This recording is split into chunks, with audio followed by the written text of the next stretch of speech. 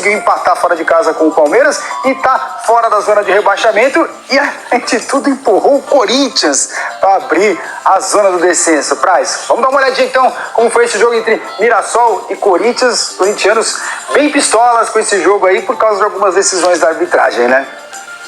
Cara, arbitragem mais uma vez, né? Sim, é uma coisa recorrente, né? Com o Corinthians, né? Com o Flamengo, né? Com o Palmeiras, é recorrente no futebol brasileiro, né? Fernando Diniz, vamos ouvi-lo. A arbitragem foi muito ruim hoje no jogo, ficou tudo praticamente, não deu cartão, se não tinha cartão no bolso. Os retardos de jogo, ele pouco acelerou o time do Mirassol, teve o lance da expulsão, nem vou discutir a expulsão. O segundo gol do Mirassol, o pênalti, para mim, extremamente discutível, péssima arbitragem. Hoje eu não sou bom de ficar falando de arbitragem, é péssimo, não tem nada para elogiar da arbitragem. Aí o desabafo do Diniz. Vamos passear pelos lances aqui, então, desse jogo. Inclusive, você estava na transmissão, né, Praz? Então, bora lá. Vamos ver. Começando aqui, ó, a expulsão que não foi do Edson Carioca. Ele dá essa entrada por trás, toma o vermelho, depois da checagem no VAR, o árbitro volta atrás. Ainda bem, né? Porque, na minha opinião, e na opinião de muitas pessoas, a expulsão totalmente errada. O quarto árbitro estava na frente do lance e o árbitro até estava mal posicionado, estava encoberto, né? Ainda bem que o VAR corrigiu. Aí, na sequência desse lance, né, tem aí a expulsão anulada, marcando na tela para você, mas na sequência desse lance, o pênalti do Bidu em cima do Carlos Eduardo. E aí, Praz? Como o Diniz falou, concordo com ele, é discutível. A partir do momento que é discutível, tem interpretação, né? Algumas pessoas acharam que foi, outras que não. Assim, é um lance que vai ser discutido muito. E a cobrança muito bem feita, né? Muito bem executada aí pelo Carlos Eduardo. E agora voltamos a ver Edson Carioca. Ele que tinha sido expulso, mas permaneceu em campo com o amarelo apenas para fazer o segundo gol do Mirassol. Grande gol, né? Antecipou bem, subiu, ocupou espaço antes do André Ramalho. Méritos e mais uma vez o Carlos Eduardo aparecendo muito bem, né? E quem apareceu bem também foi o Dieguinho, né? Muito bem, fez um gol ali que acabou o desvio matando o Walter também, né? Acabou ajudando um pouquinho, botou fogo no jogo, né? Mas o Corinthians fez um jogo muito abaixo, o Mirassol, na minha opinião, foi justo vencedor. Pra gente não ficar só na arbitragem, Praz, o que dá pra falar do desempenho do Corinthians dentro de campo? Então, ele tinha feito um jogo muito bom contra o Peñarol, né? Pela Libertadores, assim, o melhor jogo com o Diniz disparado, né? Agora, a gente tem que entender que, na minha opinião, o Mirassol é muito superior ao Peñarol hoje, né? E o Diniz está num processo de construção e perdeu alguns jogadores muito importantes para esse jogo. Por exemplo, o Ranieri teve jogado na lateral direita. Além de não ser lateral direito, ele abre uma brecha no meio campo, né? Então, acho que o Diniz está num processo de evolução com o Corinthians e é normal um jogo um pouco abaixo. Mas ficou dramático, né? Você viu tudo preto e branco aqui, ó. Acabou a invencibilidade. Eram 7 jogos com 5 vitórias, 2 empates, nenhum gol sofrido, 8 gols marcados. Agora o Diniz conhecendo então a sua primeira derrota com o Corinthians. Praz, vamos mudar de assunto? Bora falar de São Paulo e Bahia. Perigoso e tudo mais, mas você vê que não atinge tanto, ele recolhe a perna, né? Não é uma tesoura característica, então você tá num limite ali de que, para mim, o vermelho seria exagerado e o amarelo tá bem aplicado. Ele aplica o vermelho, vai no VAR e verifica exatamente o que eu estou relatando para vocês e acaba dando apenas o amarelo para o Edson Carioca. Ali o Mirassol poderia, né, ter um jogador a menos, mas seria injusto, né, pelo que a gente está chegando à conclusão aqui. E o Edson Carioca, ele se torna um personagem do jogo também, porque ele faz o segundo gol. Mas enfim, esse lance, ele não muda o ímpeto do Mirassol, que continua em cima, que o cenário do jogo mudou pouco, inclusive. Só que aí vem o pênalti. E o pênalti é bem discutível, eu reconheço. Acho que é um toque sutil, porque aí a gente vai entrar numa de... Será que gerou impacto aquela chegada do Matheus Bidu ali no Carlos Eduardo, né, que invade a área num lançamento, né, às costas da defesa, ele toma a frente, mas aí a defesa se posiciona, só que aí ele passa por dentro dos dois jogadores. E o Matheus Bidu, cara, na minha avaliação, ele foi um pouco imprudente, porque tem uma mão no peito ali do Carlos Eduardo. Foi suficiente ou não para derrubar? Talvez a gente chegue à conclusão que não. Só que ao mesmo tempo ele também chega deslocando no quadril o Carlos Eduardo. Então você tem um combo ali, né? Você tem uma mão, você tem uma jogada de corpo ali, né? Que pode parecer legal, mas também pode ser imprudente, como eu disse. E ele derruba o Carlos Eduardo. A questão é que o árbitro marca em campo. E como ele marca em campo, é um lance em que você tem motivos para marcar o pênalti. Então, na minha opinião, e eu sei que não é a de todo mundo, eu não vejo que o VAR pudesse recomendar a revisão, porque o árbitro viu no campo um contato e uma falta que pode ser caracterizada como falta, em que muitos árbitros não marcariam, é verdade. Agora, se ele não marca, eu acho que o VAR não tem que entrar. Se ele marcou, eu também acho que o VAR não tem que entrar. Porque é um lance em que ele considerou falta. E é possível considerar falta nesse lance. Mesmo que nesse momento eu esteja sendo massacrado aqui nos comentários. Mas eu, de verdade, acho que tem risco ali, que o Matheus Bidu correu um risco para que o pênalti fosse marcado. Em muitos casos o pênalti não é marcado, concordo com você. Mas eu acho que ele ali, no momento em que ele mete a mão ali, desloca o jogador em velocidade entrando na área, e o árbitro marca o pênalti, para mim tá marcado, não tem muito o que fazer. E aí o próprio Carlos Eduardo vai lá, desloca o Hugo Souza e abre o placar. Só que aí você pensa, bom, agora o Corinthians vai reagir. Não, o Mirassol continua marcando alto, continua. Cara, foi um volume assim de físico, inclusive do Mirassol, que surpreendeu o Corinthians. E aí tem a jogada do segundo gol, e que eu tô vendo muita gente reclamar uma falta na origem do Rodrigo Garro. Eu não acho que tenha sido falta não, tá? Eu acho que tem um contato ali, o Garro inclusive cai rapidamente, já levanta, acho que ele meio que tropeça na perna do jogador do Mirassol, e aí na sequência tem um cruzamento e o Edson Carioca em cima do André Ramalho, né, que tinha perdido a condição de titular. O Corinthians estava sem o Gustavo Henrique, o André Ramalho jogou e o Edson Carioca, que quase foi expulso no começo do jogo, vai lá e faz o segundo gol. Corinthians, que não tinha tomado nenhum gol com o Diniz, toma 2 de uma vez só no primeiro tempo. A partir dali, aí o Corinthians começa a se soltar, e também acho que o Mirassol, de uma maneira um pouco mais resguardada, tipo assim, tira um pouco o pé, natural, né? Ou não é tira um pouco o pé, mas baixa um pouco a sua linha, né? Administra um pouco mais, tem uma vantagem. E aí o Corinthians chega até no gol do Bidon, que tinha um impedimento na jogada, mas também muito pouco.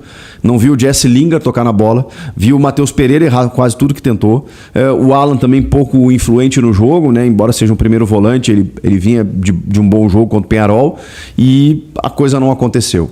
Vem o segundo tempo e aí tem as trocas do Diniz, né? Tem as trocas do Diniz, o cenário do jogo muda muito pouco. Foi um Corinthians um pouco mais propositivo da metade para o fim, especialmente com as trocas. Teve uma escapada do Yuri Alberto também, né? Num toque de letra, né? E depois ele toca para receber, e aí quando ele chega, ele consegue finalizar e o goleiro defende e tal, mas ele já estava um pouco sem ângulo. Aí você tem as entradas ali do Caio César, você tem do Zaccaria Labiado, que eu gosto muito da qualidade técnica desse jogador, né? A bola quando chega no pé dele, normalmente sai alguma coisa. Aí já tá o Pedro Raul, que eu já falei, o Dieguinho, que acho que entrou bem, né? Não só pelo gol, né? Mas ele entra dando uma movimentação pelo lado direito do campo lá, né? Um meia que faz um jogo apoiado, né? Para buscar do ponto e tal. Então, o Corinthians começou a ter mais jogadores incisivos. Eu acho que faltou isso no primeiro tempo. Eu sei que a estratégia do Mirassol funcionou e o Corinthians estava um pouco amarrado, mas faltou um alerta maior, não sei, é subjetivo isso que eu tô falando, né? Foge um pouco da questão tática, mas sabe, faltou o Corinthians está um pouco mais aceso no primeiro tempo. E no segundo, quando esteve lá para a reta final, já era tarde, né? Poderia ter chegado ao empate, mas o Dieguinho faz aquele gol, tinha alguns minutos ainda para tentar alguma coisa, né? E aí o Corinthians vai para cima, até o Alex Santana entrou no lugar do Breno Bidon, e entrou com vontade, né? Acho que os jogadores que entraram ali entraram com esse espírito, né? Esse espírito de tentar alguma coisa. O próprio Pedro Raul, cara, entrou lá, né, brigando com o zagueiro, né? A bola circulou muito o Mirassol ali e poderia numa chegada, a primeira chegada, inclusive, do Alex Santana, uma cabeçada para fora, poderia o Corinthians numa chegada ter empatado o jogo, mas aí me pareceu assim um despertar meio tardio, sabe? E aí no final o Hugo Souza foi pra área em 2, 3 escanteios, inclusive, né? Chegou até gerar um outro escanteio, né? Porque a bola tá escapando, ele volta e tal. Ele ficou na área lá pra tentar gerar superioridade e tal, meio que no desespero, mas eu normalmente acho meio contraproducente, acho meio desnecessário esse tipo de coisa, mas, cara, o Corinthians entrou na zona do rebaixamento com esse resultado, né? Então, daqui a pouco empata ali nesse volume, seria o suficiente para tirar da zona, e então não achei exagero, não, esse, entre aspas, desespero do Corinthians na reta final.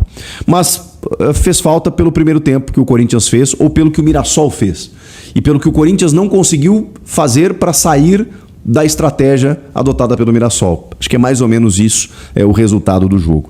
E aí você tem, claro, dá para discutir a não expulsão do jogador do Mirassol, porque eu acho que esse é menos polêmico, né? Porque acho que a maioria entende que não é um lance para vermelho. E você tem os 2 gols, em que para muita gente são 2 gols irregulares. Eu não acho, eu discordo. Eu acho que tem argumento para você marcar a penalidade e não vejo falta no Rodrigo Garro na origem. Provavelmente o VAR checou, né? Eles checam o APP, que eles chamam, né? O Attack Phase Position, que é uma sigla em inglês para APP. Checa o APP, limpa o APP, o cara vai na origem, vê se tem alguma irregularidade. Eles não entenderam como falta, eu também não entendi. Acho que o Corinthians não perdeu por conta da arbitragem, mesmo que, enfim, acho que as reclamações podem ser justificadas nesse sentido. A questão é, o Corinthians jogou abaixo do que vinha jogando e é natural quando você tem uma sequência de jogos e o Diniz ele mexe pouco no time. O que eu acho interessante para um técnico que está chegando, quer conhecer o seu elenco, que é definir um modelo de jogo, o problema é o desgaste natural e dos jogadores entenderem, né, de que, poxa vida, a gente, né, fez um puta jogo na quinta-feira contra o Peñarol, chega no domingo, os caras não conseguem ter o mesmo ímpeto, ainda mais quando pega um time que tá jogando né, em casa, que tá com essa necessidade também. Os caras foram para cima, fizeram essa superioridade física e aí o Corinthians não conseguiu sair dessa armadilha e acabou perdendo por 2-1. Cara, uma volta pro Z4 é difícil, o começo do campeonato foi muito... Fala, fiel torcida.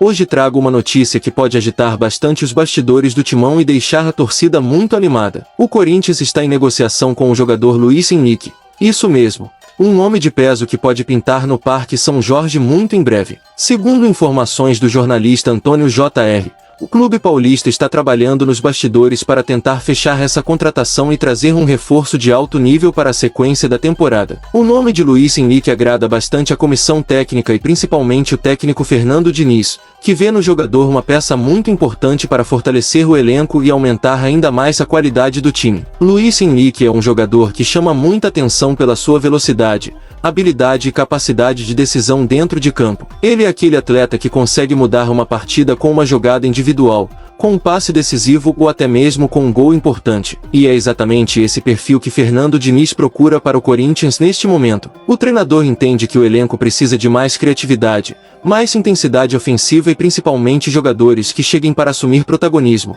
E Luiz Henrique se encaixa perfeitamente nesse perfil. A diretoria do Corinthians sabe da importância dessa possível contratação e por isso está tratando a negociação com muita seriedade. A intenção do clube é oferecer um contrato de 3 anos ao jogador, mostrando confiança no seu futebol e também no projeto esportivo que está sendo montado. A ideia é não apenas contratar um reforço pontual, mas sim trazer um atleta que possa ser referência dentro de campo e ajudar o Corinthians a voltar a brigar por títulos importantes. Além disso, a possível chegada de Luiz Henrique seria uma grande resposta ao torcedor, que vem cobrando reforços e espera ver o time mais competitivo nesta temporada. Fernando Diniz já teria dado seu aval para a contratação, reforçando ainda mais o interesse do clube em concluir esse negócio. Se realmente for concretizada, essa chegada pode elevar bastante o nível técnico do Corinthians. Agora a torcida fica na expectativa, acompanhando cada novidade e esperando por um desfecho positivo. Será que Luiz Henrique será o próximo grande reforço do Timão? Deixa aqui nos comentários a sua opinião.